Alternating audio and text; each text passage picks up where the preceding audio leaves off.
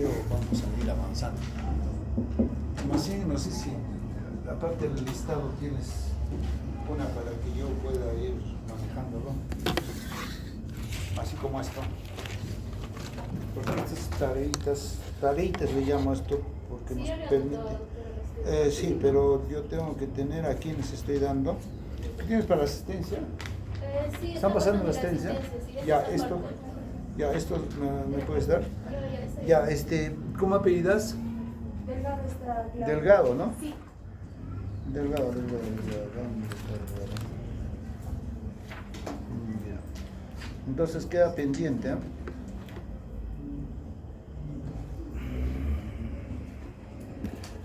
Vamos a ver la contraparte de la hiponatremia, ¿ya?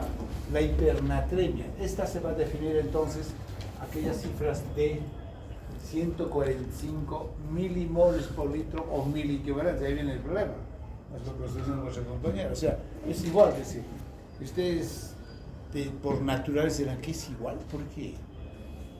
Entonces, ¿por qué tendría que ser? Igual pasa con el calcio, ¿no? El calcio iónico está en 1.2 miliequivalentes en algunos resultados por litro o 1.2 milimoles por litro. Entonces, uno se pregunta, ¿y por qué? O sea, ¿por qué hacen equivalencias, no? Pero bueno, por encima de 145.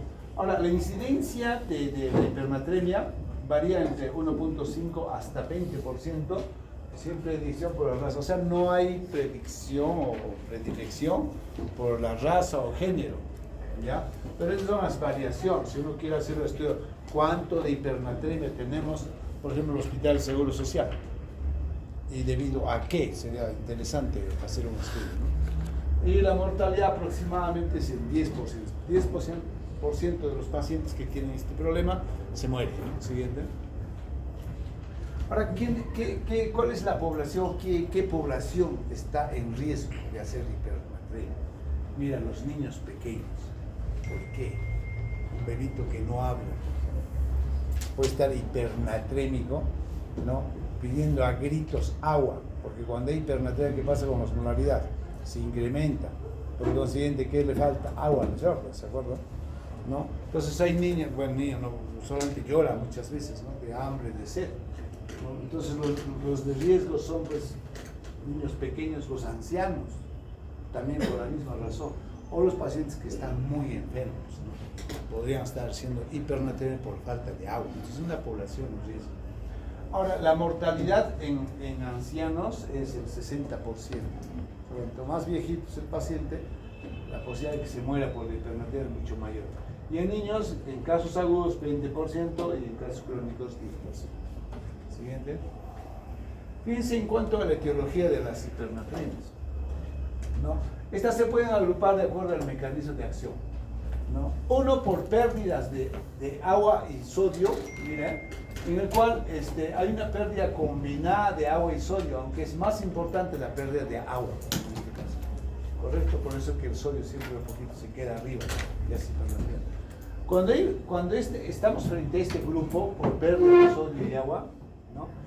Va a haber causas renales y extrarrenales. Las causas renales es por fibrosis osmótica inducida por sustancias osmóticamente activas que arrastran agua y sodio en la orina, por ejemplo las glucosas hipertónicas, aquellos glucosas del 10%, 33%, 50%. Y la urea, que también ¿no? está considerado como sustancia hipertónica, y el manitol, que les había mencionado también anteriormente. Entonces, puede haber hipernatremias con pérdida de agua y sodio de causa renal. Y causas extrarrenales tenemos las diarreas, ¿no? Las diarreas abundantes, copiosas, ¿no? Que es más frecuente en niños, y la sudoración excesiva. Este es el primer grupo entonces que puede ser causante de las hipernatremias. Segundo, siguiente. El segundo grupo se da básicamente solo por pérdida de agua. Obviamente, pierdes agua, se queda concentrado, pues, ¿no? El sodio se eleva, ¿no es cierto? Entonces, acá definitivamente, ¿no? El agua inicial de agua corresponde al compartimento extracelular, ¿no? En el cual aumenta la osmolaridad. Y el agua perdida corresponde en el balance final, el compartimento intracelular. Y es igualito, cuando se pierde, ¿no? más agua y obviamente el sodio se eleva, va a haber causa renal y extrarrenal. En este caso, ¿no? Tenemos en las causas renales la diabetes insípida central, que es el déficit de producción de vasopresina. O sea, no hay producción de vasopresina por la neurohipófisis. Y también la diabetes insípida nefrogénica, o sea, de causa, o sea, puede producirse la ADH, la hormona antidiurética, normalmente en el cerebro, pero el riñón no responde a la vasopresina. Donde actúa la ADH, la vasopresina, es a nivel renal. Entonces, cuando no responde, vamos a tener el problema ¿no? Y entonces, en este caso, estaríamos hablando de, una hipernatremia por causa de ¿no? En este caso, empieza a ser hipernatremia, pierde gran cantidad de agua, ¿no? Estos pacientes hacen poliurias tremendas, ¿no? Nosotros vemos bastante esto en los potenciales donantes, los que están descerebrados, de muerte cerebral, ya no producen vasopresina. Entonces el agua sale y el sodio se va a concentrar. Y de causa extrarenal tenemos los casos extremos de exposición al sol, intubaciones mecánicas, quemaduras graves, ¿no? Pérdidas cutáneas y respiratorias, ¿no? Esa es la segunda gran causa de hipernatremia. Siguiente. Y la tercera es el aumento de sodio, ¿no?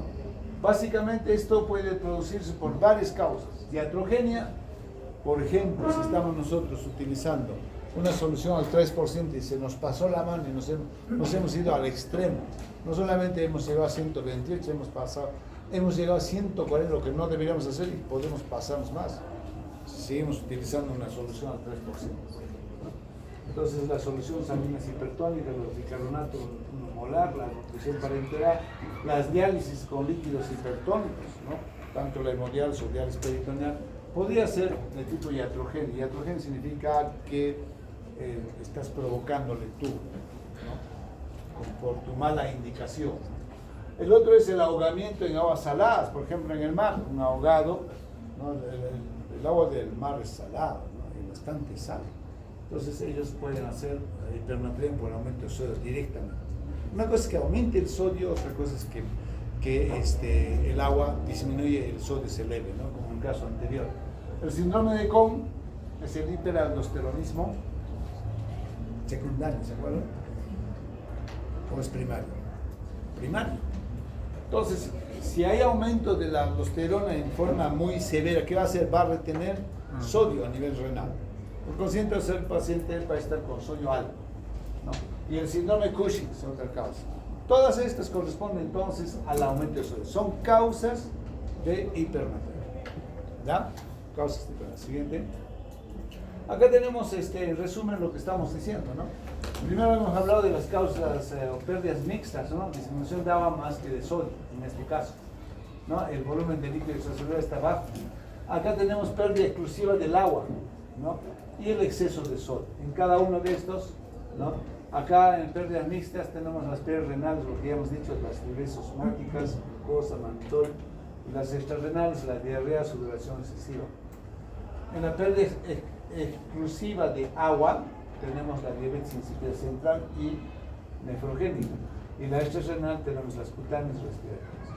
El exceso de sodio ya hemos mencionado, síndrome de Cohn, Cushing, diálisis y la iatrogenia que podríamos decir, ¿no? El ahogamiento de eso está terminado.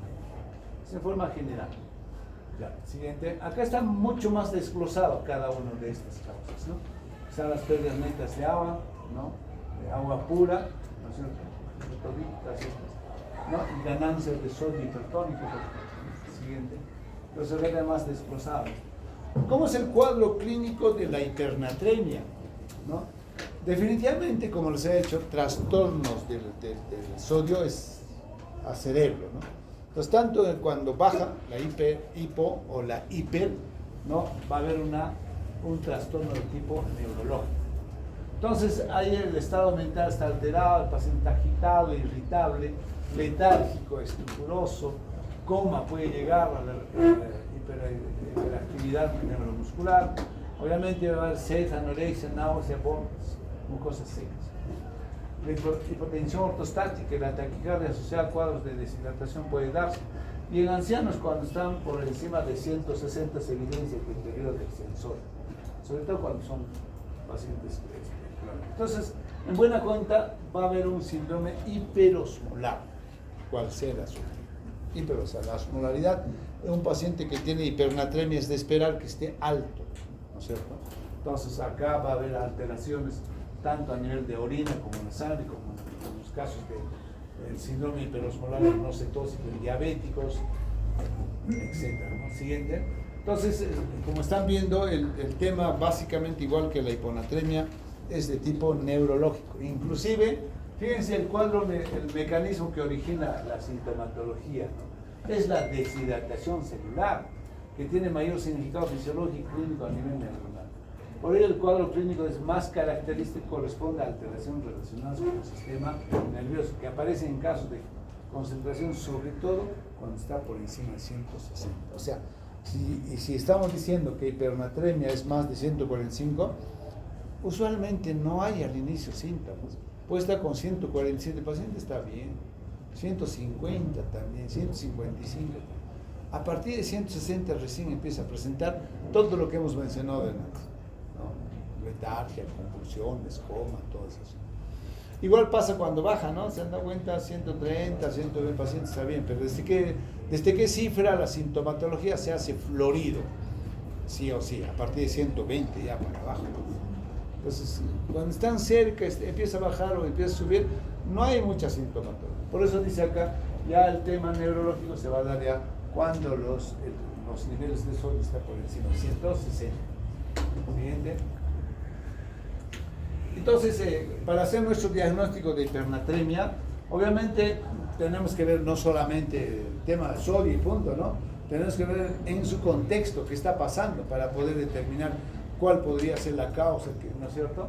No, obviamente pediremos si el paciente está séptico, nos va a ir a un hemograma, ¿no? La bioquímica también, la urea creatina, cómo está la función renal, si se trata de un paciente, por ejemplo, diabético, ¿no? Puede estar haciendo un coma hiperosmolar, no sé, hay que dosar el sodio, el potasio, la osmolaridad plasmática hay que calcular, hacer un electrocardiograma, en la orina hay que dosar los iones, la osmolaridad, obviamente ver también la gasometría, y si existe clínica neurología florida, o sea, cuando el tema neurológico es muy severo, hay que realizar una tomografía, ¿no? Que tal vez hasta podemos encontrar una hemorragia o trombosis por las venas cerebrales. Entonces, el estudio del paciente que tiene hipernatremia tenemos que ver en un contexto integral, no solamente el sodio, sino en forma muy amplia. Y cuando hablamos de electrolitos, agua, equilibrio ácido básico, siempre tenemos que evaluar todo en su contexto el medio interno. Cuando hay un medio interno es agua, electrolitos y equilibrio ácido básico, ¿no? Por eso que acá se pide también gasometría venosa. Siguiente. Entonces, igual que en la hiponatremia hay un algoritmo que hay que seguir, ¿no es cierto?, cuando hay hipernatremia, ¿no? Entonces, acá tenemos que ver, cuando hay hipernatremia, por encima de 145, si hay ingesta de sal o se ha administrado alguna solución hipertónica. Tal vez ese es el problema, ¿no? Entonces, tenemos que ver. Si es que es no, entonces, bueno, la hipernatremia es por pérdida de agua. En este caso puede ser oligúrica, no oligúrica. Acá tenemos que dosar, igual que en la hiponatremia, la osmolaridad, el sodio, potasio, ¿no? Para poder definir, ¿no? cuál es la causa. Siguiente. Bueno, eso pasa lo mismo. Bien, en cuanto al tratamiento, fíjense, acá, como les decía, fundamental, aparte de darle el nombre, tenemos que dar el apellido paterno que vendría a ser, ¿qué cosa? El estado de bolemia. Igual que en la hiponatremia. El estado de bolemia. Y siempre jugar eso, ¿no? Tal vez solamente requiere sacarle agua o darle diuréticos para sacar el sodio, no sé. La cosa es que tenemos que tener un equilibrio, ¿no? Y el apellido materno sería pues la causa, ¿no? Pero en forma general, cuando nosotros tratamos una hipernatremia, tenemos que evaluar el estado de bolemia y cuánto de sodio. Y para esto pues tenemos que calcular el déficit de agua. O sea, algo está pasando. Si el paciente tiene hipernatremia, definitivamente le está faltando agua para equiparar, para equilibrar, ¿no? De todas maneras tenemos que buscar la homeostasis. Entonces, para esto tenemos que calcular el agua corporal total actual en litros del paciente. Y para eso se considera el agua corporal total por el sodio ideal. El sodio ideal es acá 140. ¿Se acuerdan con hiponatremia teníamos un tope, 128? Acá no. El ideal va a ser 140. ¿Ya? Y el sodio actual puede estar en 170, puede estar en 180, puede estar en 165, no sé. Entonces, el déficit del agua se calcula mediante esta fórmula, ¿no? El agua corporal total, o sea, el déficit va a ser igual al agua corporal total menos el agua corporal total actual que se acabó de calcular. En buena cuenta, si tú quieres, o sea, a ver, un paciente que está con hipernatremia necesitamos darle agua, usualmente, ¿no? Sobre todo si es hipovolémico. Entonces, ¿cuánto de agua este paciente? A ver, vamos a pensar, ¿ya? Tiene 170 de sodio, ¿no? Y normal 140. ¿Cuánto de agua necesita este paciente para que su sodio de 170 baje a 140 y esté equilibrado? O sea, el soluto con el solvente. Eso es lo que vamos a calcular. Entonces, el déficit de agua va a ser igual al sodio del paciente, ¿no? Vamos a poner el sodio del paciente 170, menos el sodio deseado. ¿Cuál es el deseado? 140. Acá sí es, ¿no? 140 es. Por el agua corporal total sobre 140. A ver, vamos a ver. Si tenemos un paciente varón, vamos a poner mujer, ¿ya? De 70 kilos y tiene un sodio 170. ¿Cuánto de agua necesita este paciente para poder reponer? Mujer 70 kilos.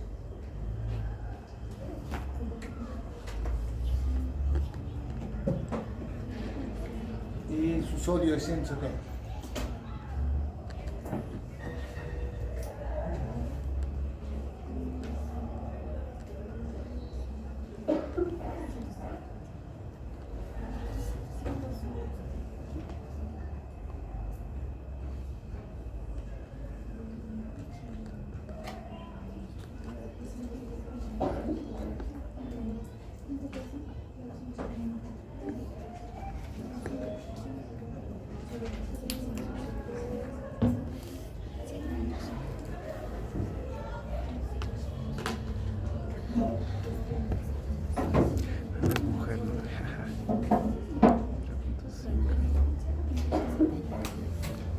A ver, ¿cuántos litros de agua necesita este paciente?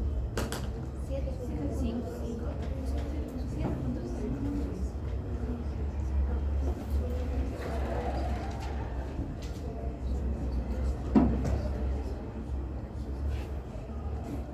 Todavía no sale.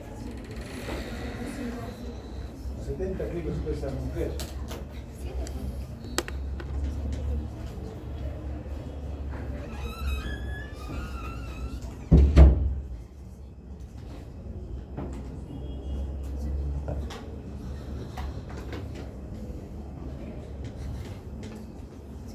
¿Cuánto?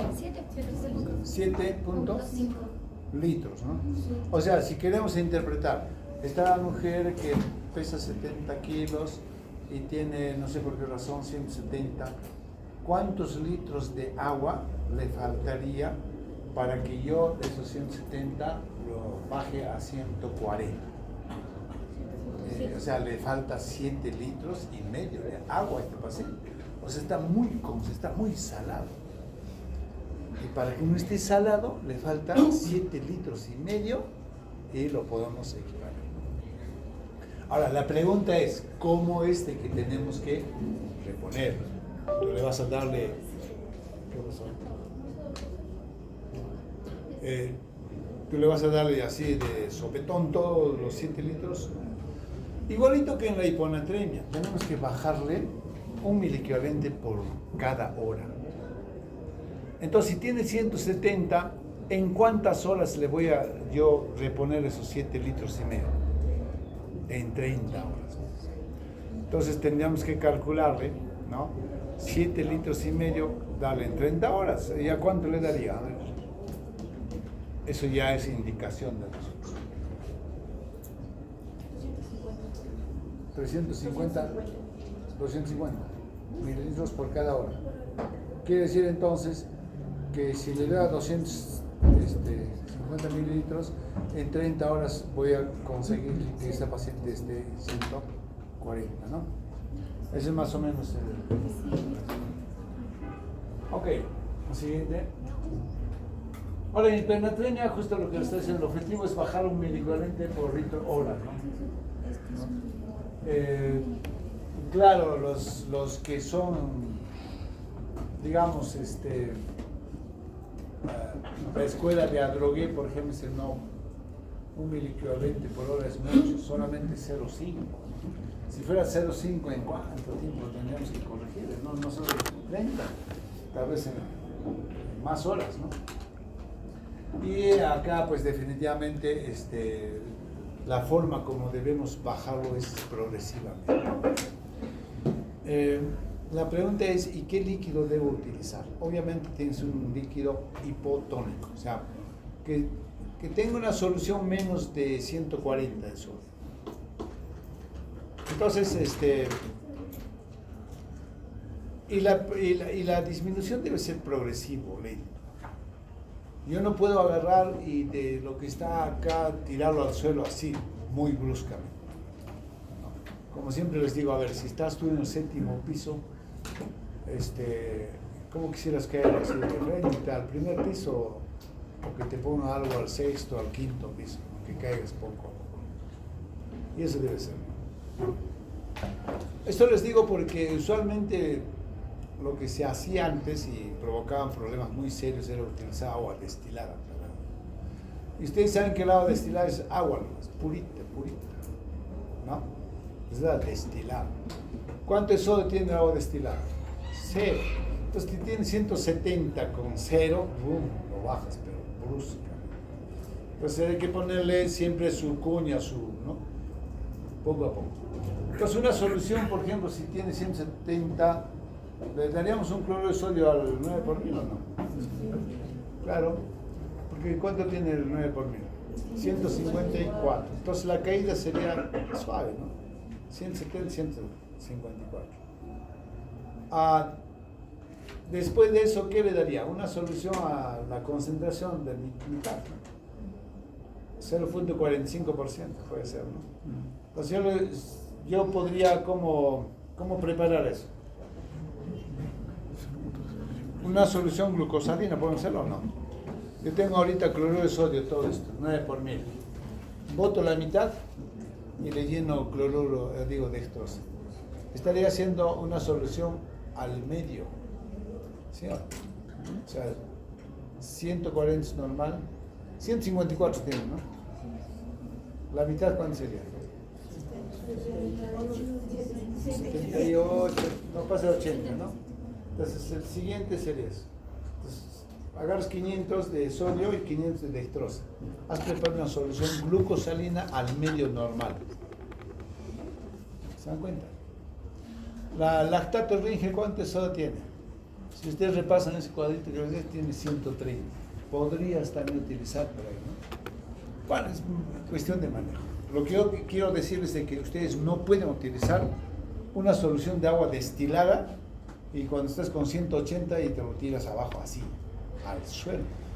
Ahí vas a provocar problemas bien serios. Ahí sí puedes hasta provocar hemólisis, ¿no? Porque va a ser muy brusco la osmolaridad que puede haber de la célula con su parte externa.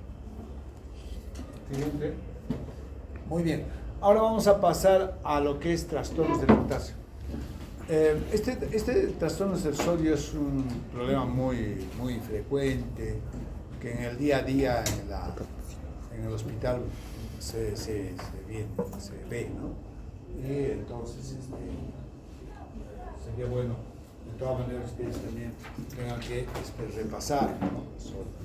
Porque vuestra compañera ya nos va a hablar, a decir, doctor, muy bien, nosotros hemos aprendido a corregir nuestra formulita, diagnosticamos primero bien, damos su nombre, su apellido, pero las últimas formas de corregir a los hiponatrémicos severos, por ejemplo, es dándoles bolos de cloruro de sodio.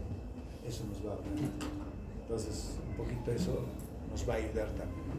Entonces, tiene 100 de sodio, imagínate, 100 de sodio, ¿no? Pues primero le harás bolitos y hay formas de cómo calcular.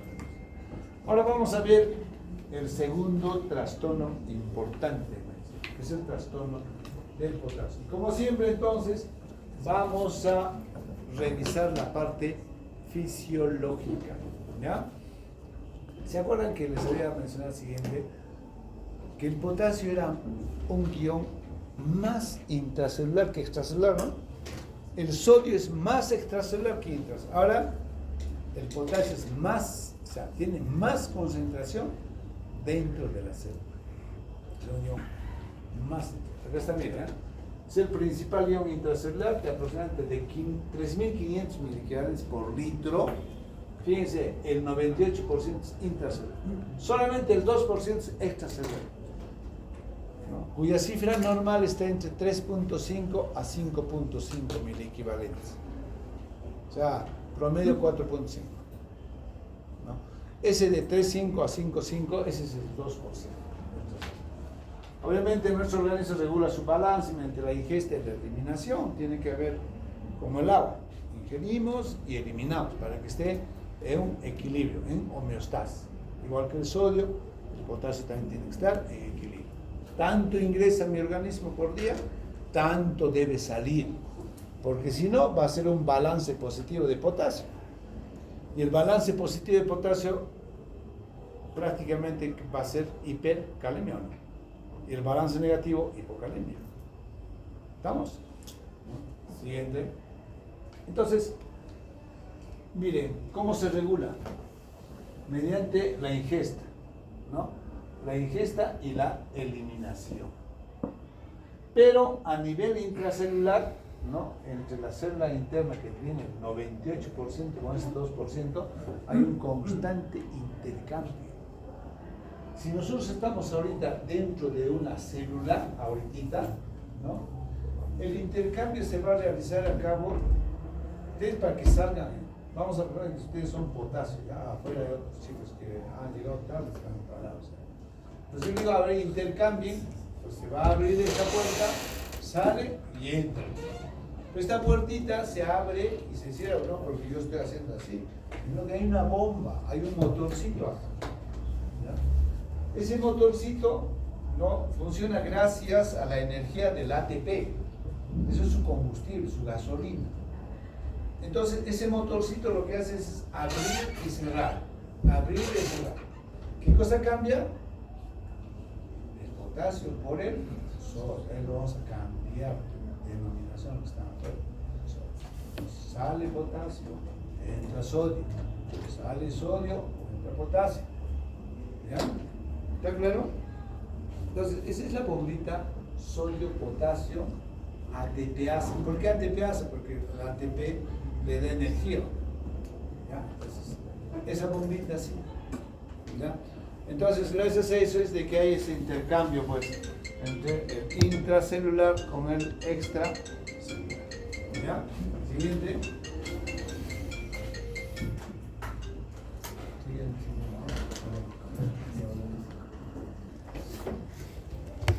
¿No? Entonces, eso es lo que tenemos que saber. Mínimamente y básicamente eso. Con que ya del potasio más intracelular y extracelular. Después, ¿y qué hechos hacen de bisagra entre que funcione esa puerta? Con ese motorcito que está pegado ahí, ¿no? Entonces, hay factores que hacen. No es que de por sí se abre, se cierra, de buena gente que entra ellos ya también, yo voy a salir, no. Tiene que haber algo que regule. ¿Y cómo se regula? Fíjense, a ver, la estimulación de la enzima sodio-potasio ATPasa. ¿Con quién se estimula ese motorcito?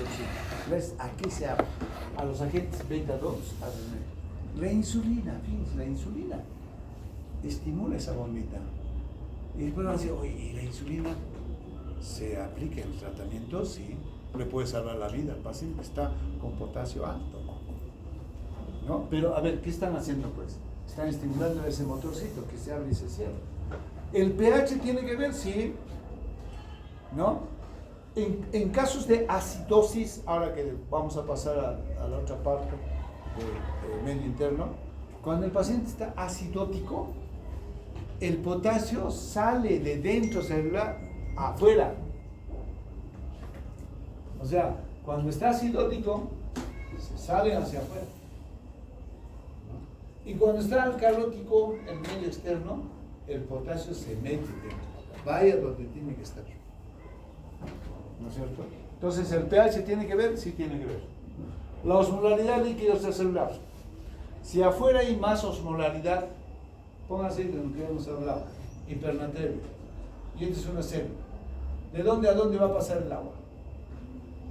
Si la afuera estaría hiperosmolar, va a jalar el agua hacia afuera. Y por arrastre se los va a llevar a ustedes. O sea, el potasio puede salir por arrastre, porque va a jalar el agua. Entonces la osmolaridad también tiene que ver en la regulación. Mira, fíjense a las cosas que estamos hablando. Estimulación del motorcito mismo.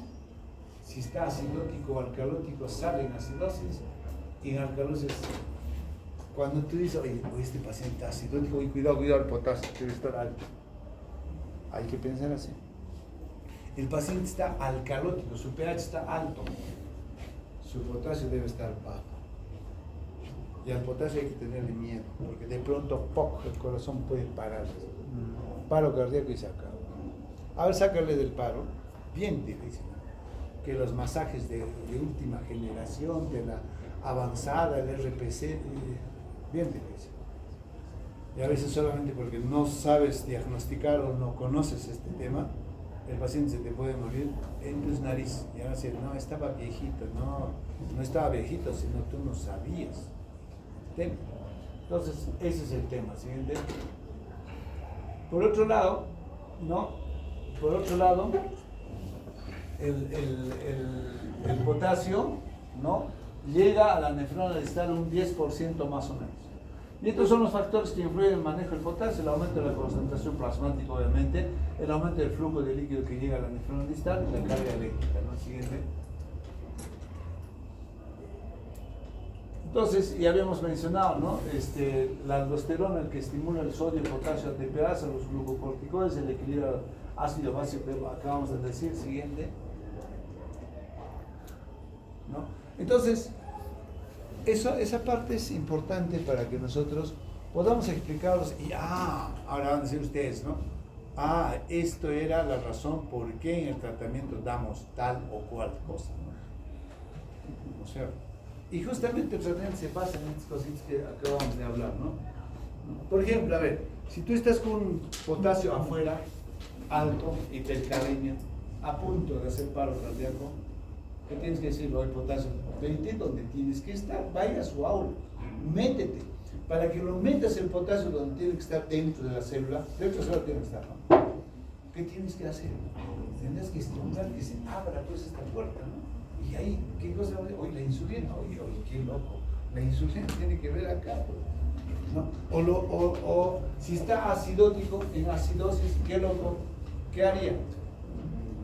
Le convierto el medio en alcalosis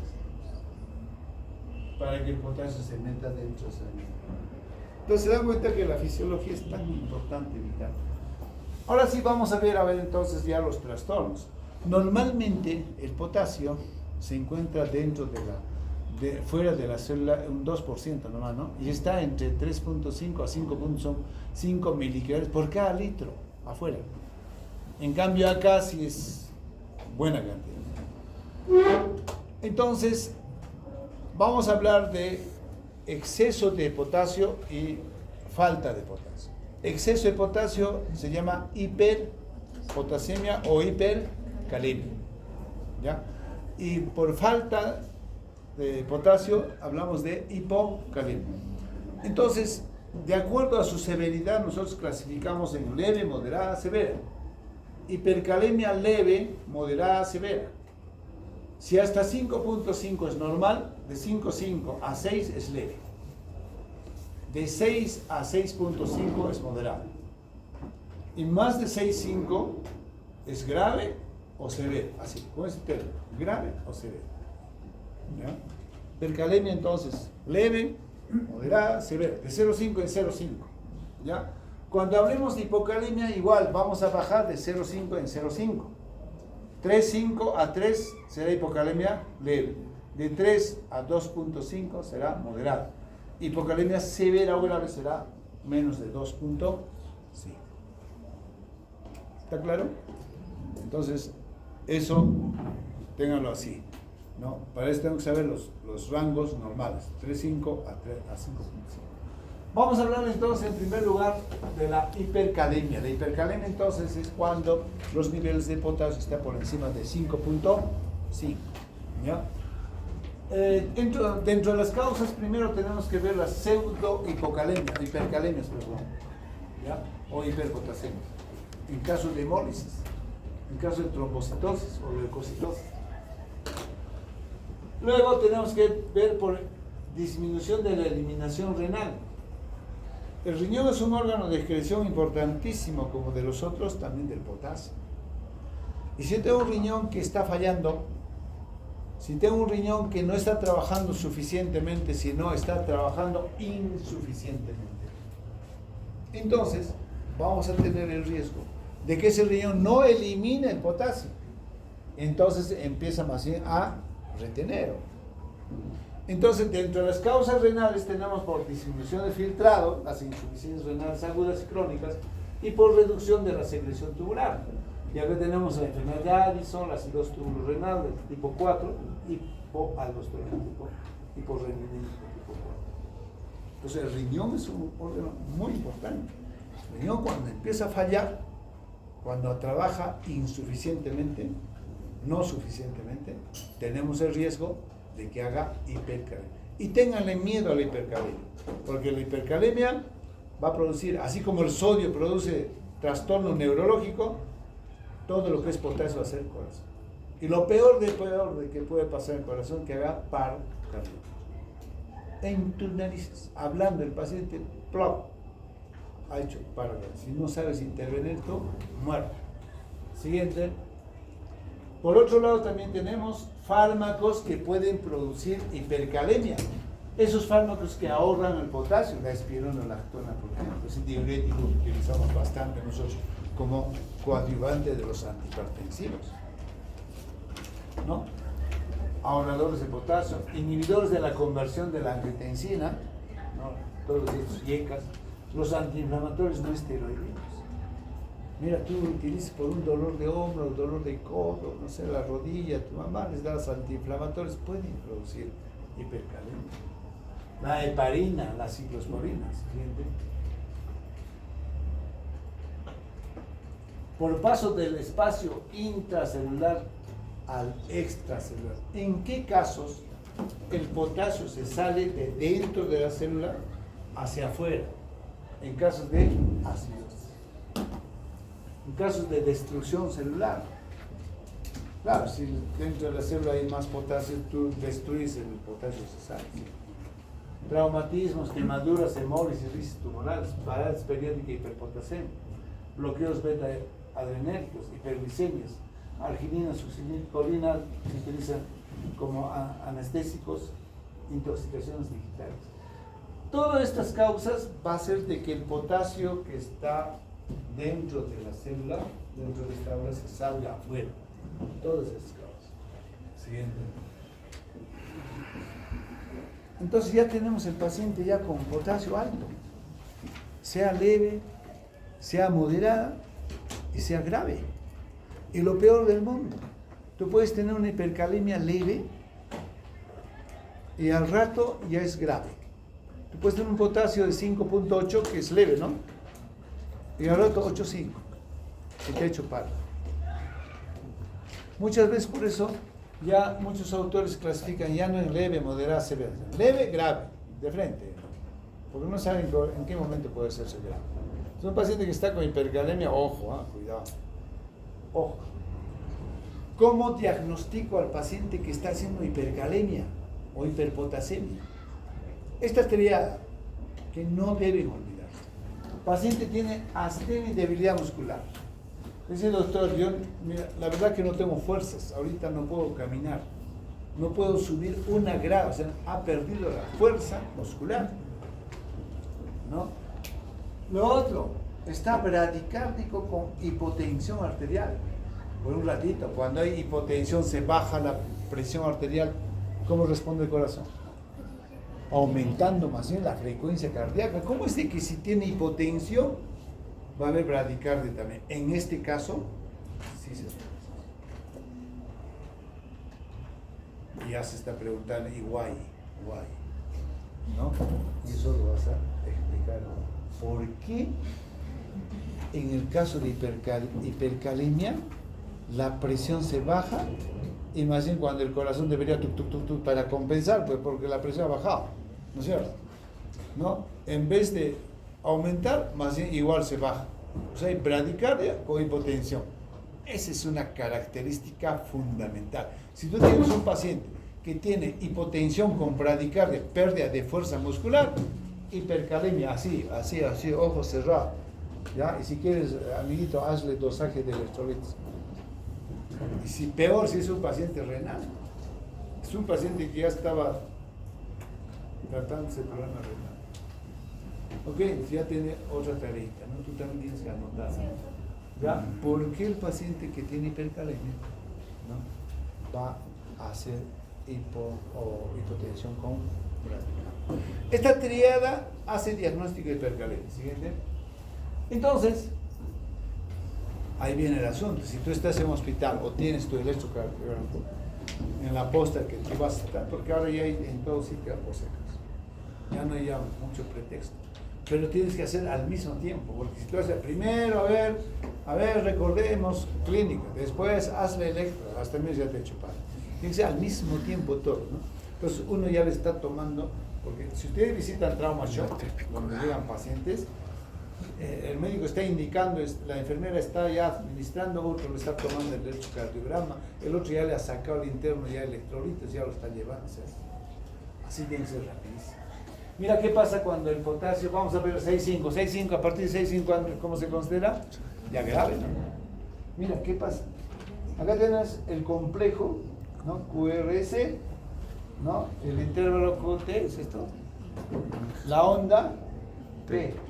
Mira, la onda se ha hecho alta y picuda. Es la característica fundamental. Examen de INA, examen de NEFRO, examen de Pablito, examen para entrar al club de madres. Ahí les preguntan todo, ¿no? ¿Cuál es la característica fundamental de la electrocardiográfica de hipercalemia? La onda T alta y picuda. Mira. ¿Dan cuenta? Si esto va subiendo, mira, 7 a 8 ya, milicorrientes ya súper grave, ¿no? Mira, sigue alta picuda, pero ¿qué pasa con la onda P? La onda P empieza a aplanarse, incluso se aplana y se invierte. Esto es contracción auricular. El QRS se empieza a ensanchar. Y cuando el potasio está en 9, ¿ustedes conocen una espiral? Que empieza a jalarse así. Espiral, ¿ah? Jala. Y al final, línea isoeléctrica. En ese momento ha hecho paro cardíaco el paciente. Y el corazón que está así, se para así, en diástole. Esto es sístole, esto es diástole. Hiperarto. Hipocalemia te hace paro, sí. Hipo, poquito. O sea, el paciente que ha hecho paro en hipercalemia, el corazón ha sido la última vez que recibió sangre, ¿sí? Recibió sangre para que bombee, pero recibió, ya no pudo bombear. En cambio, cuando hay hipocalemia, hace paro, lo último que ha hecho, ¿qué cosa es? Ha bombeado y se quedó ahí.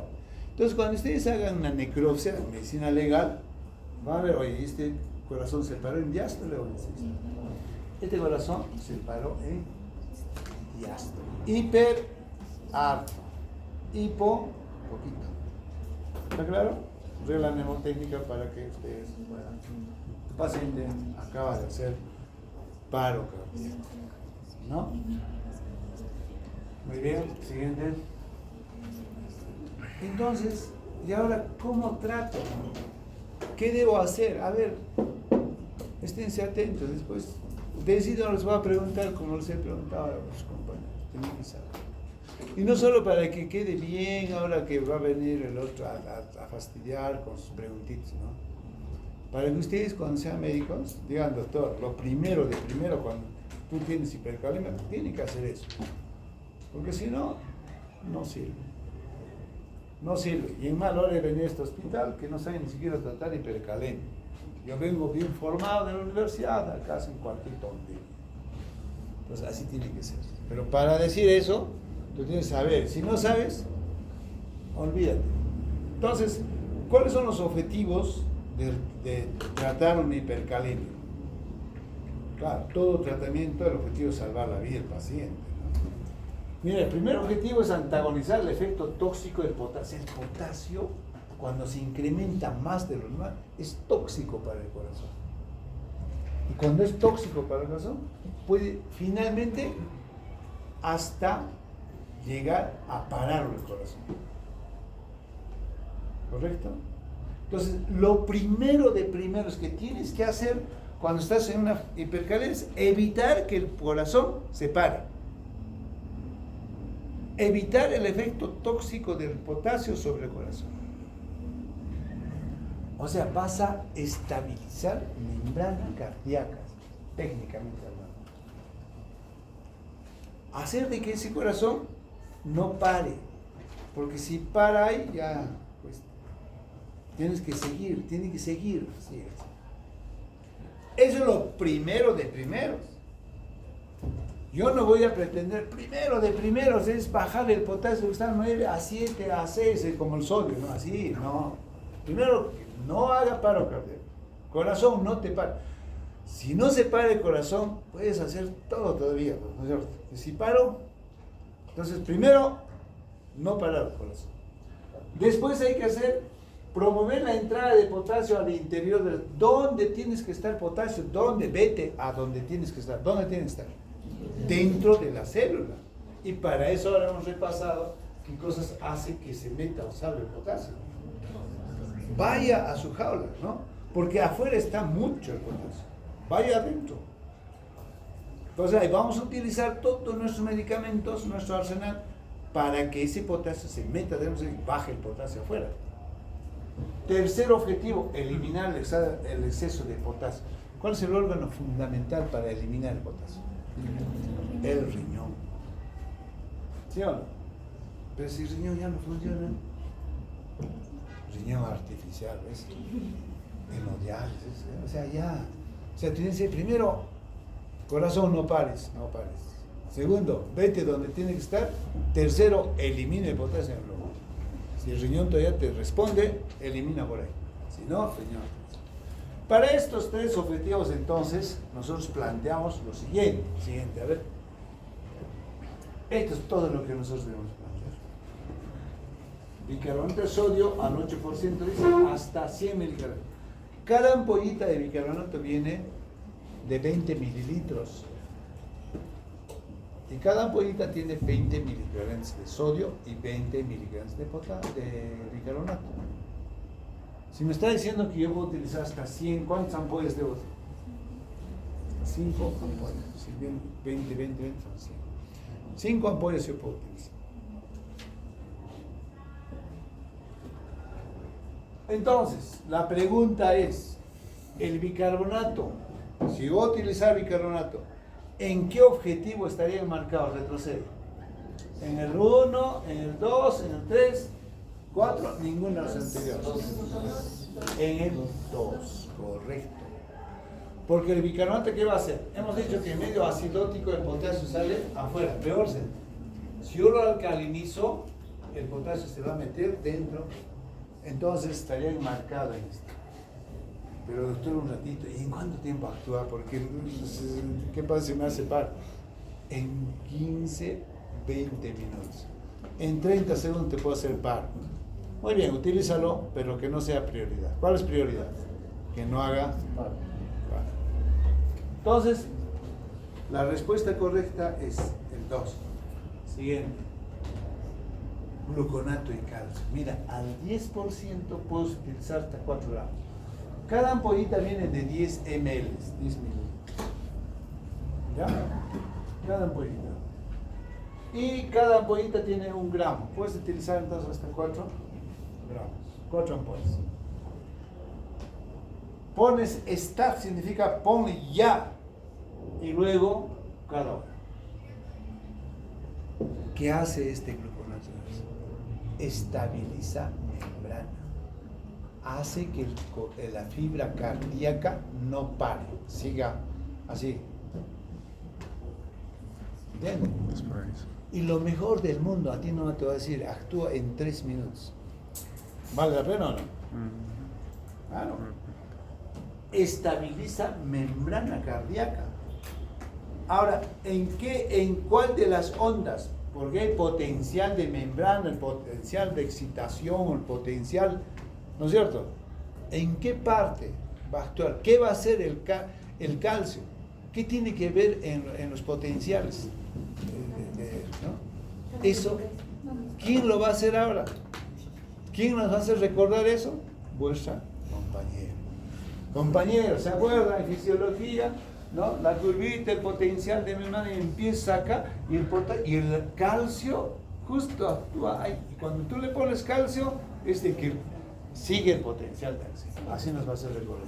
Entonces tú vas a decir, ¿cuál? Porque es fácil que a ti te diga, y lo primero de primero, examen de Pablito, de primer grado de la escuela, ¿qué cosa debes administrar lo primero para salvar la vida del paciente? El gluconato de calcio. ¿Pero qué te hace el gluconato de calcio? Bueno, ¿cómo no vas a saber? Eso es lo primero que hay que hacer. ¿Pero qué hace? Estabiliza membrana. ¿Qué significa estabilizar membrana? Ah, mi compañero lo explicó excelentemente. Doctor, venga por acá, le voy a explicar. Así se va a dar loco, ¿no? Porque no se va a decir, pero ¿cómo no vas a saber? Tú sabes que eso evita el paro. Pero ¿cómo evita el paro cardíaco? Tú sabes, mejor otro día nos vemos. No, tienes que explicarlo. ¿Cómo es de que el gluconato calcio estabiliza membrana cardíaca? No hace que el corazón pare, y lo mejor del mundo, que actúa rapidito. 2-3 minutos y su vida es 1 hora. O sea, a la hora ya no tienes gluconato de calcio. Pues sigues en riesgo. Por eso es de que debe ponerse cada hora hasta que tú veas la solución. Entonces, retrocede. ¿En qué objetivo está entonces el utilizar gluconato de calcio? En el ya, pregunta de examen también, y no les miento, sigue preguntándose. En el ENAM, en examen de nefro, de medicina interna, en residentado médico, ¿no? El primer medicamento que se utiliza como primera opción hipercalemia es bicarbonato, gluconato de calcio, diuréticos, caramelos. Entonces, esas cosas tienes que saber. Siguiente. Administración de solución salina, endovenoso. A ver, regresa. ¿En qué objetivo estaría? Vamos a poner acá 4, ninguna de las anteriores. Le pongo cloruro de sodio.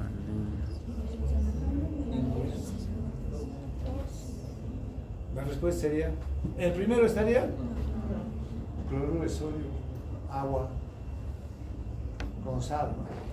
¿Qué tiene que ver? Potencialmente se va a reír ella cuando nos haga ahora que el potasio, el calcio, el sodio, ¿qué tiene que ver en el potencial de membrana cardíaca? Nada que ver. En segundo, peor. Tercero, en tercero puede estar, ¿no?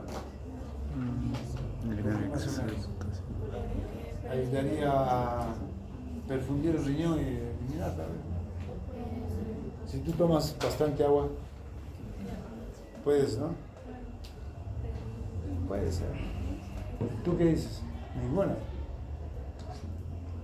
A ver, ¿qué cosa estaríamos? ¿Se acuerdan de la tacita de café con azúcar? Dilución. Claro, si tienes un intravascular lleno de potasio, ¿no es cierto? Métele agua, a ver, lo vas a diluir, ¿no? Si el potasio está en 7 o en 5, lo estás diluyendo. Es como la hemoglobina. Un paciente que está súper encharcado de agua, ¿tú crees que ese 9.5 de hemoglobina es real? Está diluido, por eso se llama anemia dilucional. ¿Sabían eso? Se diluye. Entonces siempre hay que pensar, ¿no está diluido? Sí lo puede diluir. Y también por ahí acidero, ¿no? Si yo lo hidrato el paciente, el riñón me funciona, por arrastre puedo eliminar. No está siguiente. Entonces, eso sería la explicación. Diuréticos. A ver, regresa. ¿En qué objetivo está? Siempre y cuando el riñón te responde. Entonces el riñón está tapado ya. Entonces utiliza diuréticos, sobre todo los potentes. ¿Cuáles son los diuréticos potentes? La furosemida y la bumetamida, los que actúan en el asa ascendente. ¿No? Los que van a hacer uso de medicamentos en pacientes nefrópatas, por favor, esa partecita denle importancia. ¿Ya? Diuréticos van a tocar, pero muy someramente, ¿no? Yo no quiero que se explayen diuréticos, sino saber su clasificación, cuáles son los diuréticos potentes, medianamente potentes, no sé. Vean ustedes. Siguiente. Insulina con dextrosa. ¿En qué objetivo estaría? ¿Qué hemos dicho de la insulina? Que estimulaba la bombita. ¿Para qué? Para que abra, cierre, cierre. ¿Sí o no? Entonces la insulina, oye, pero si tienes un paciente que no es diabético, pues pone insulina, encima no come, ¿qué le puedes provocar? Hipoglicemia. Entonces lleva el curso, ¿no? ¿Te gustó el curso? Está bien, ¿ves? Hipoglicemia, pues. Porque por ahí uno dice, oye, está bien, pues siguiente, oye, le pone insulina con dextrosa. ¿Qué es la dextrosa? A ver, pregunte al que no sabe. ¿Se pone dextrosa? Sí. ¿Y qué hace la dextrosa en hipercalemia? Ah, no, pues te mete el potasio, debes estar loco. Dextrosa le estás dando para evitar que haga hipoglucemia, salvo que el paciente sea diabético y esté y ahí sí. ¿Cómo le doy? Le doy 10 unidades de insulina rápida. Hay veces rápidas, ¿ya? Y por cada unidad de insulina rápida le doy 2 gramos de dextrosa. O sea, teóricamente, si le doy 10 unidades, debo darle 20 gramos de dextrosa. 20 gramos, ¿cómo le darías? Dextrosa. ¿Al 5% le puedes dar o no? No. Un frasco del 5%, ¿cuántos gramos de glucosa tiene?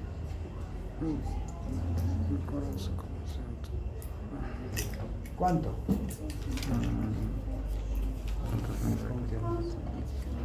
Camila, ¿cuántos gramos de dextrosa tiene un frasco al 5%?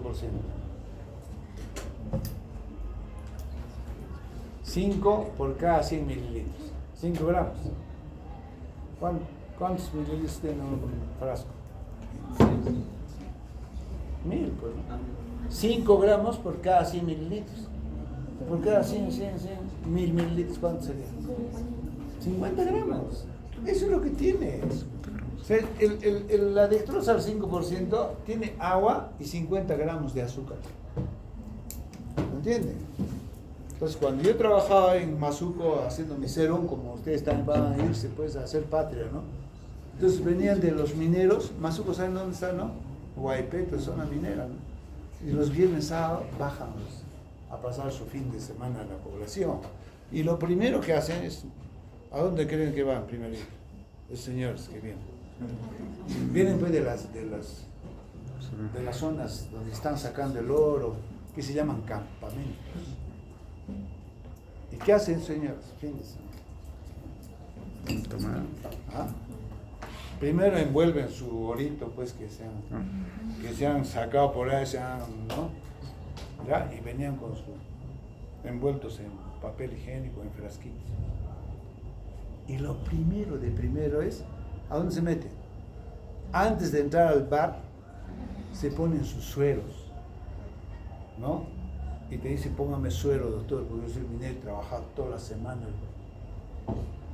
Correcto.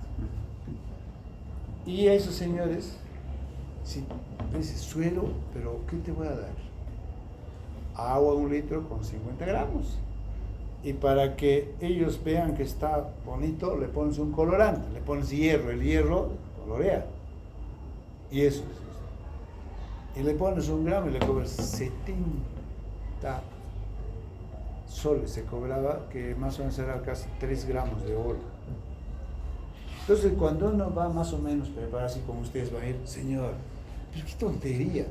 Voy a poner, mejor vaya acá a los Claveles, el restaurante, ¿no?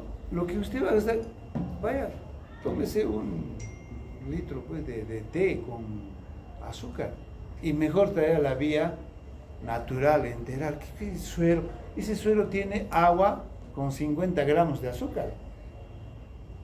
Y el bicenteral que cuesta 3 soles, que le da color. Entonces cuando tú le pones por acá, el señor mira pues su suero y se levantan como Popeyes así. Algo le dan, ¿no? Pero en la realidad, ¿qué le estás poniendo? Agua, 50 gramos de hierro que le da el colorante. ¿Usted cree que con eso va a ser Popeye? Y si tú eres racional, el señor, es engaño eso, ¿no? Mejor vaya a comer, tómese agua, si quiere cómprese azúcar, ¿cuánto le hago? Ya doctor te dicen, pero igual en la esquina le está poniendo el otro sanitario, igual, ¿no? Y así. Ese es el asunto. Entonces, ¿tiene cuánto? ¿50 gramos? Y si quieres darle 20 gramos corresponde a 10 unidades, por cada 10 unidades, 2 gramos. 400. Entonces, mejor le voy a dar al 33.3%. Esa ampolla de 20 mililitros tiene 6.8 gramos. Casi 7. Unas 3 ampollas ya lo estás dando. ¿Para qué?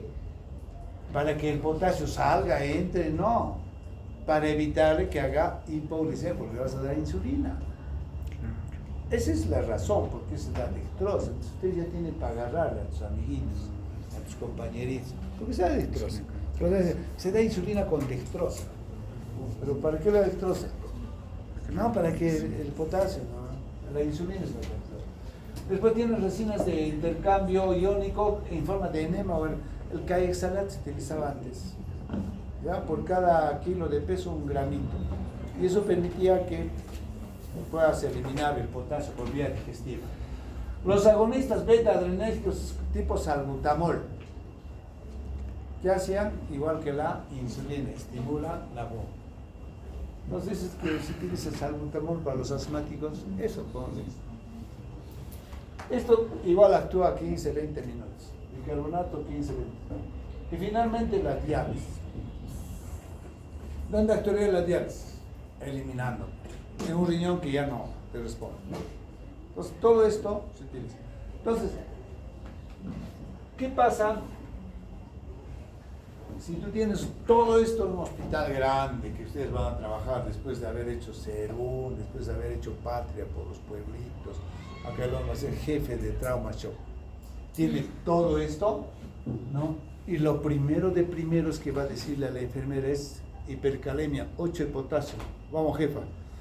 Ponle pan, tú le sacas el electro, tú sácale interno, venga por acá, electrolitos y que corra todo. ¿Qué es lo que primero vas a hacer? Bicarbonato de calcio. Gluconato. ¿Vas a estabilizar? Ella nos va a hablar más técnicamente. Va a estabilizar membrana cardíaca para evitar el paro cardíaco o el efecto tóxico. Lo primero de primero.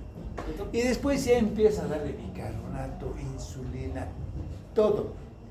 Incluso puedes llamar al doctor Nieto que vaya a dializar. Pero ¿saben qué hace? Al revés acá. Hipercalemia. Es un paciente nefrópata, no orina. Diálisis. 2 de la mañana. El nefrólogo no está en un hospital. Está en un matrimonio. Tú eres el celular. Esperando que vengan para dializar. Y si al nefrólogo lo ubica hasta que la ambulancia vaya a su casa, viene el retempo. Un domingo, por ejemplo, no hay diálisis. 2 de la mañana para amanecer lunes. Da ahí la ambulancia a tu casa hasta que despiertes. Llegas solamente para certificar que ha fallecido. ¿Y qué hiciste? No, doctor, inmediatamente al chofer le hemos dicho que vaya a traerla a usted. ¿Pero tú qué has hecho? Nada, absolutamente nada. ¿Tendrá idea de estas cosas? No tiene ni idea. ¿Dónde estudia? Mejor no hay que decir dónde estudia. Nadie le enseñó cómo se maneja una enfermedad, cómo se diagnostica y qué debe hacer.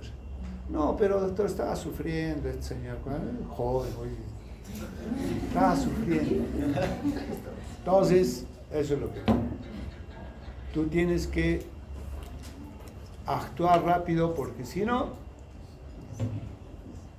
vas a lamentarlo, ¿no?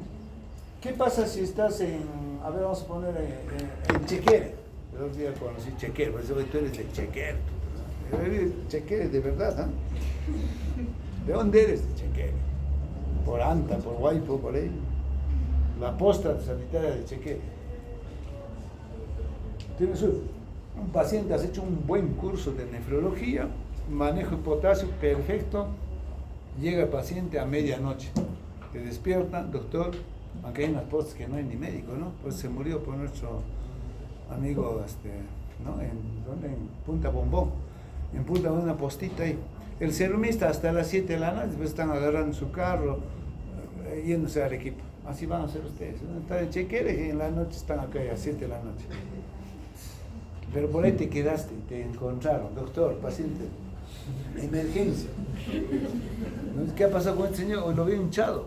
¿Cuántos días no orina? Siquiera un día. No orina nada. El paciente está bradicardio, hipotenso. Apenas está hablando. Tú dices, este paciente no orina, encima es hipercalémico, ¿no? ¿Qué haces? El electrocardiograma no existe, ¿no? Electrolitos no hay dosaje. ¿Qué vas a hacer? Gluconato de calcio, pues, ¿no? ¿Sí o no? Pero ¿qué pasa? Doctor, no hay gluconato, no sé qué cosa es eso, ¿no? ¿Qué haces? ¿Tú qué haces?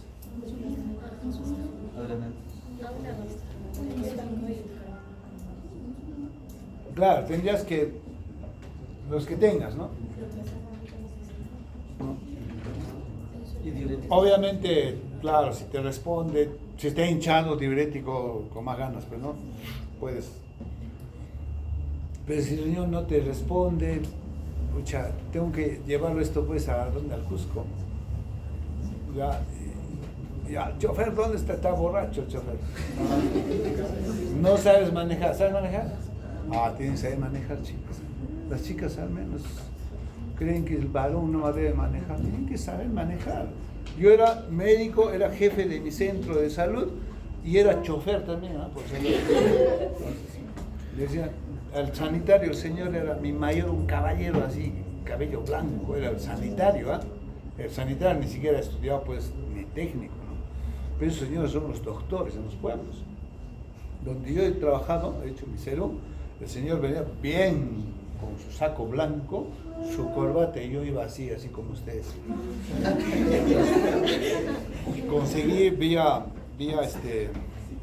gestión que nos regale unos alemanes, había una Codeva, se llamaba una ONG, conseguí que nos regalaran una ambulancia chilla, así, 0 kilómetros. Entonces yo manejaba, me iba así de pueblo en pueblo, pero al que lo saludaba era el sanitario, a mí decía su chofer, que pase su chofer, más le vamos a invitar, le invitaban desayuno, ¿no? Dice, no, el doctor, ¿qué el doctor es tan jovencito? ¿Cómo va a ser doctor? No. Entonces, ellos, lamentablemente en esas situaciones, pues, no actúan, sencillamente se murió el paciente. Tú tienes que agarrar tu ambulancia y volarlos. ¿Cuántas veces yo, un paciente o con parto podálico, con mi enfermera ahí, sangrando el paciente, manejando, hazle esto, mira, ya estamos en tal sitio, cuando trabajé, ¿conocen en Quiteni? Por la convención, terrible, adentro, por echar, así tenía que venir, ¿no? Si no sabes manejar carcasa, has muerto. No. A ver, ¿tú sabes manejar carcasa? Vas a aprender tú. Ya estás aprendiendo. Saquen vuestro brevet, porque es importante, ¿no? Tienes que aprender a manejarlo, porque allá donde trabajes vas a ser de todo, vas a ser no solamente médico, vas a ser asesor, vas a ser autoridad, va a haber izamiento de la bandera, ¿dónde está el doctor del centro de salud? Tiene que venir con su sombrero así, bueno, en fin, eso pasa, ¿no? Pero ¿qué pasa si tú estás pues en Omacha? Omacha es el sitio más terrible, Paruro es la provincia, una de las provincias más pobres del Perú, y Omacha es su distrito más pobre todavía. Si estás ahí, ¿qué vas a hacer? ¿Qué harías tú? A ver, no tienes nada, no tienes ni estetoscopio, hay postes que no tienen ni estetoscopio, lo tienen ahí de adorno. Y tú dices, para mí, señora técnica, señora enfermera, es hipercaler. ¿Qué es eso, doctor? Hiperpotasio, va a decir que eres malcriado, estás hablando cosas malas. Entonces, ¿qué harías? Tu riñón no funciona. Entonces tu pregunta es, ¿por dónde más sale el potasio? ¿Por la piel lo puedo sacarlo? ¿Por dónde más? Por la orina. En la parte inicial, no sé si está, además de la vía renal, la vía gastrointestinal es donde se elimina también el potasio. Entonces, ¿qué tienes que hacer ahí? Provocarle diarrea. Lo vas a, le provocas diarrea a ese paciente, lo puedes salvar. Porque ahí vas a arrastrar, ya no será por el riñón está tapado.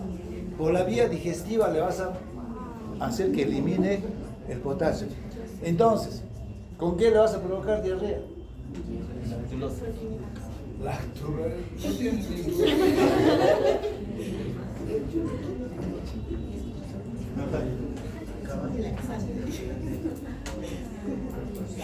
En los pueblitos, sobre todo en la sierra, se sufre mucho de estreñimiento. ¿Por qué? Porque el intestino es más largo y es más gordo, más ancho. Se llama el dólico megacolon sigmoide. Ahora está en cirugía. De altura sufre mucho de estreñimiento. En los pueblitos, vayan a ver en mayo, junio, ya tienen que los que van a trabajar en las post-its de mi pueblo, por ejemplo, Pitumar, por los sitios, mucho estreñimiento, vólvulo, ¿no? Entonces, en las tienditas venden leche y magnesia, pomitos azules. Ahí está eso. Entonces, lo que tienes es provocar. ¿Con qué más le provocarías? Leche. Al darle leche. O jabón con agua. Le provocas diarrea, le puedes sacar fotos. Así de señor le puedes salvar la vida. Entonces uno ya tiene que... Entonces, a ver, ¿por qué estamos utilizando leche magnesia provocando diarrea? Solamente sabiendo que después del riñón, el órgano de excreción será abscesito, frente a así que ese riñón, abscesito, es la vía digestiva. Por ahí sale el potasio. Solamente sabiendo fisiología puedes actuar, ¿no? Entonces, todo esto tenemos que hacer en una hipercalidad. ¿Qué es lo primero que tienes que hacer? ¿Qué es lo segundo que tienes que hacer? ¿Está claro? ¿Ya? Ok, entonces tu tareita la siguiente nos das un poquito más de esto para que nosotros podamos explicarnos realmente, ¿no? De por qué es lo que hace el medicamento, ¿no? Cómo actúa, qué son los potenciales de acción, potenciales de membrana, ¿no? Porque si no, el sanitario te va a decir, y señor, ¿y por qué se le da gluconato? ¿Cómo doctor no sabe? ¿Cómo no va a saber? Lo primero que hay que hacer es gluconato. ¿Pero por qué, señor? Porque que no sabes. ¿Dónde has estudiado? La diferencia de nosotros tenemos que explicarnos técnicamente por qué. Por eso tú, como es bebitos chiquititos, ¿tienes hermanitos hoy o no? Sí. ¿O sobrinitos? No, sí. ¿Y por qué estás así, tío? ¿Por qué estás medio? ¿Por qué tu cabello está así? ¿Por qué no estás así? Has hecho preguntones, ¿no? Y tienes que preguntarte todo. ¿Y por qué? A ver, ¿por qué? ¿Por qué? Entonces el por qué te explicas ahí. La medicina es tan lindo cuando te explicas, o sea, haces de que la medicina sea tu pasión. ¿Sabes qué es pasión? O sea, yo amo apasionadamente. Yo amo mi profesión apasionada. Se hace tu pasión. Y cuando se hace tu pasión, vives para eso, ¿no? Te gusta hacerlo. Te sientes bien. Y cuando te sientes bien con lo que haces, ¿eres feliz o no? Y si tú haces bien las cosas, eres exitoso. Y cuando eres exitoso, lo que decía Alan García, la plata llega solo. tampoco no es así. ¿Saben, no? Que dijo algunas así, y la plata llega solo, ¿no? Cuando tú eres buen médico, tú tienes trabajo, tienes consultorio, los pacientes te persiguen, te llevan. Si tu consultorio es en la punta del cerro, vamos. Pero si no eres bueno, chao. No ha sido tu pasión, tu carrera, has estudiado porque te dijeron que vas a tener tu Lamborghini, tu Audi. No. Y ahora se tiene que estudiar, ahora. No como ese doctor dice, a última hora les hacemos una academia para que ingresen ahora, desde ahora. ¿Ya? Y vamos terminando con, a ver, me faltan unos 10 minutitos. Hipocalemia. La hipocalemia ya es por, como ya hemos aprendido, así como la hiponatremia hiper, igual hiperpotasemia, hipopotasemia. Mira, ¿cómo se define la hipopotasemia? Por debajo de 3,5. De acuerdo a severidad, 3,5 a 3, leve. De 3 a 2,5, moderada. Menos de 2,5, severa o grave. No tengan miedo de decir grave o severa, igual que la hipercalemia. ¿Ya? Entonces, ¿cuáles son las causas? Pérdidas renales. Hemos dicho que el riñón es un órgano de excreción por excelencia, ¿no? Pérdidas renales, ¿en qué causa? Exceso de mineral o corticoides, que incluye el hiperaldosteronismo primario y secundario. ¿Ya? Si hay hiperaldosteronismo, ¿qué pasa? Retiene sodio y a cambio que cosa bota potasio. Si bota mucho potasio, pasa hipocalemia. ¿O no? ¿Quién describió el hiperaldosteronismo primario? ¿Quién? ¿Cómo? Yo tengo una foto con el señor, con jovencito, en el Congreso Mundial de Nefrología de Brasil, Río. Se puede exponer, como ahora, ojalá que los encuentren a los grandes, ¿no? En el Mundial de Nefro, en abril, en Argentina. Entonces vamos a estar esta vez con ustedes, ¿o no? Sí, vamos a estar, ¿no? Les voy a traer lo último, así. ¿Ya? Porque si no, a los congresos se va a estar en el congreso. No como dice, voy a ir a Río, a La Plata, voy a pasear, de paso voy al congreso. No, al revés tiene que ser. Síndrome de Bartter, Liddle son enfermedades tubulares del riñón, donde se pierde proteína. O sea, dentro de todo el contexto sindrómico, la hipocalemia son diuréticos. Si tú utilizas un diurético así por así nomás en un paciente que tiene función renal, peor si utilizas un diurético potente como cuál has dicho. La furosemida. Oye, de verdad, a mí me preguntaba en el residentado médico, una de los que se menciona se considera diurético potente. Y hablan de tiacitas y de amiodarón, y ahí decía furosemida, bumetamida. Esa era la respuesta. Nunca me olvido de eso, diurético potente, ¿no? A ver, dale a un paciente que tiene función renal normal, la furosemida, le sacas el alma, le eliminas sodio, potasio, terrible, le vas a causar hipocalemia. Las diuresis osmóticas, hiposulfutivas, ¿no? El manitol, ¿no? La alcalosis tubulorenal, las leucemias y antibióticos, fíjense, la anfotericina B. No sé si ustedes han llevado ya bacteriología, microbiología, en un caso de hongos, la anfotericina sigue siendo un medicamento importante, entonces te puede provocar hipocalemia, ¿no? La carbenicilina, los aminoglucosas, mira, cuidado, la micacina, gentamicina que utilizamos nosotros por doquier. Bueno, en fin, pérdida renal, estoy siguiente. Pérdida digestiva, mira, los vómitos, diarrea, lo que hemos hecho ahorita, ¿cómo íbamos a botar el potasio?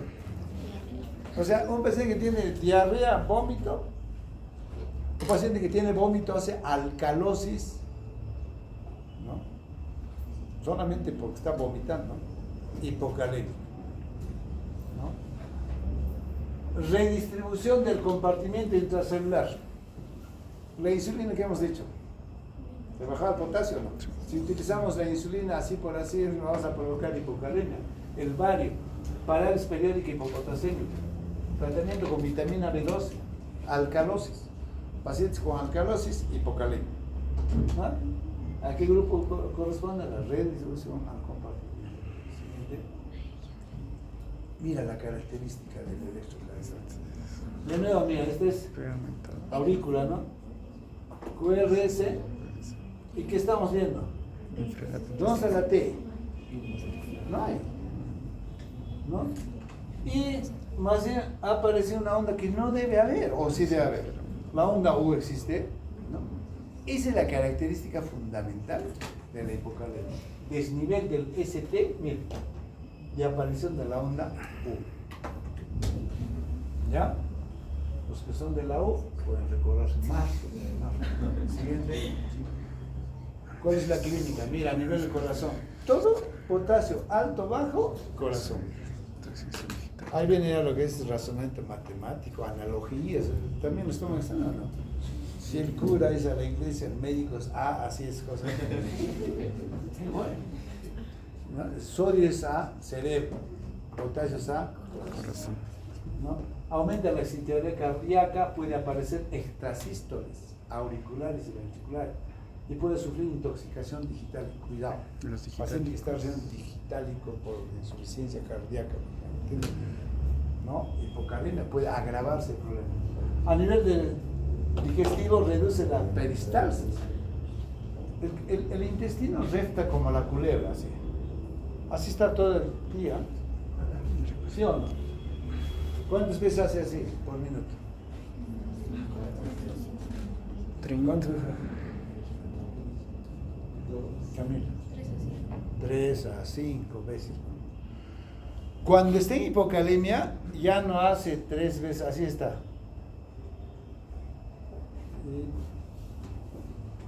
Entonces empieza a distenderse. Al final puede decir, ¿sabe qué? Está ocluido. Así como es que hemos hablado antes, ¿no? Porque se come mucha, ¿qué cosa se come en junio en mi tierra? Como chucuta, como... ¿Guatia? La guatia, carbohidratos, por eso es el dólico megacolon, esa es la explicación. Mucho carbohidrato, el chuño, la moralla, la papa, eso produce distensión, ensanchamiento y alargamiento, es el dólico megacolon sigmoide del hombre de altura.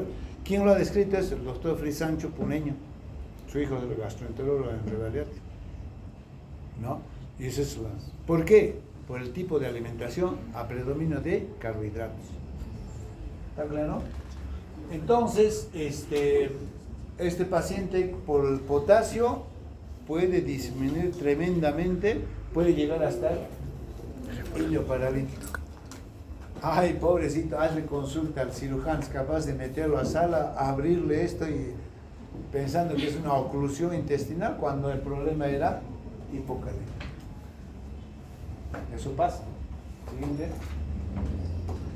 Astenia, debilidad va a haber, puede llegar hasta parálisis blanca. Mira, cuando el potasio está por debajo de 2, puede inclusive haber compromiso de la musculatura respiratoria, hasta puede haber insuficiencia respiratoria, hasta paro respiratorio por hipocalemia. A nivel endocrino inhibe la secreción de insulina, provocando intolerancia a la glucosa, inhibe la aldosterona, estimula la producción renal. Siguiente. A nivel renal hay disminución de sensibilidad en el túbulo distal a la ADH por disminución de la capacidad de concentración de la orina en las cosas que participan, ¿no? Y cuando es crónico, ya vamos a acabar, ¿ya? Hay discreta reducción del filtrado glomerular, vaporización de los células del túbulo renal y quistes renales. Siguiente. Tratamiento. Miren. El tratamiento es tener sencillito, ahora que han entendido hipercalemia, es sencillito. Habitualmente es suficiente la vía oral, gluconato o citrato de potasio.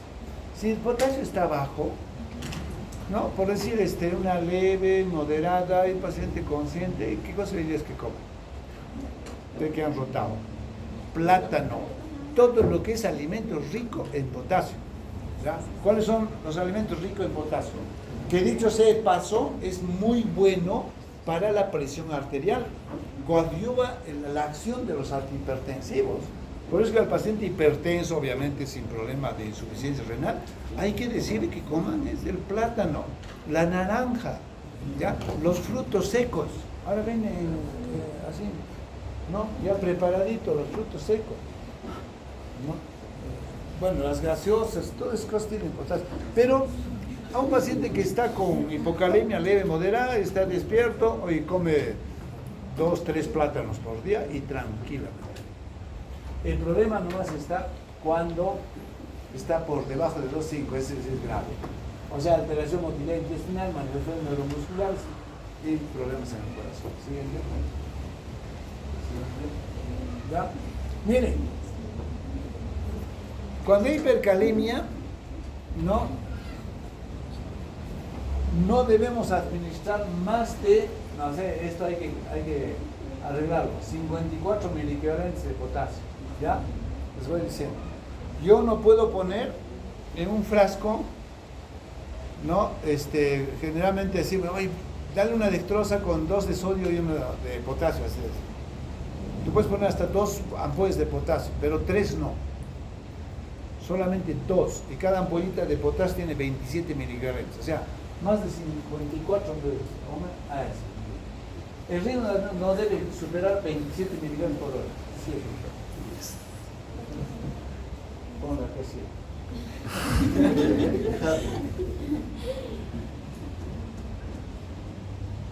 Y la cantidad administrada en 24 horas no debe pasar de 270.